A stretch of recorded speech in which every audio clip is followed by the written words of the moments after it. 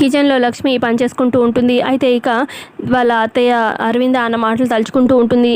ఇక మనీష ప్రెగ్నెన్సీ గురించి ఎవరు మాట్లాడద్దు, ఎవరు కూడా తనకి స్ట్రెస్ అయ్యేలాగా ఏ పని చేయొద్దు అని చెప్తుంది కదా అరవింద.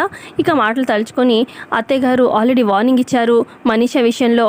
ఇక ఎలాగైనా సరే మిత్రగారు తప్పు చేయలేదని నేను ఎలా నిరూపించాలి అని చెప్పి ఆలోచిస్తూ ఉంటుందన్నమాట. అప్పుడే కిచెన్లోకి జాను వస్తుంది. అక్క, ఆ మనీష బావగారిని వదిలి అస్సలు ఉండదంట, అంటే బావగారితోనే ఉంటుందంట, బావగారితోనే టైం స్పెండ్ చేస్తుందంట, ఎలాగైనా మిమ్మల్ని దూరం చేస్తుందక్క, కొంచెం జాగ్రత్త అని చెప్పి జాను చెప్తూ ఉంటుంది. ఆ తర్వాత జాను వెళ్ళిపోగానే ఇక మనీష వస్తుంది. ఏంటమ్మా లక్ష్మి, మిత్ర దగ్గరికి వెళ్తున్నావా?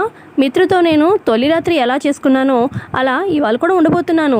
నాకు మిత్ర ఇద్దరం కలిసి మేము జ్యూస్ తాగుతాం, కానీ ఒక జ్యూస్ గ్లాస్ చేసివ్వు అని చెప్పి అనగానే ఖచ్చితంగా మా మనీష నీకు జ్యూస్ చేసిస్తాను అని చెప్పి ఇక బత్తాయి జ్యూస్ ఏదో చేసి ఇక మనీష ముందే ఇక అందులో ఏదో కలుపుతుంది. అయితే మనీష గమనించదనమాట కలపడము. ఇదిగో తీసుకో మనీష అని చెప్పి వెళ్ళి హ్యాపీగా తాగు అని చెప్పి అనగానే ఇక జ్యూస్ గ్లాస్ తీసుకొని మనీష పక్కకు వస్తుంది. ఇలాంటి జ్యూస్ ఎవరు తాగుండరు అని చెప్పి అనుకుంటూ ఉంటుంది లక్ష్మి.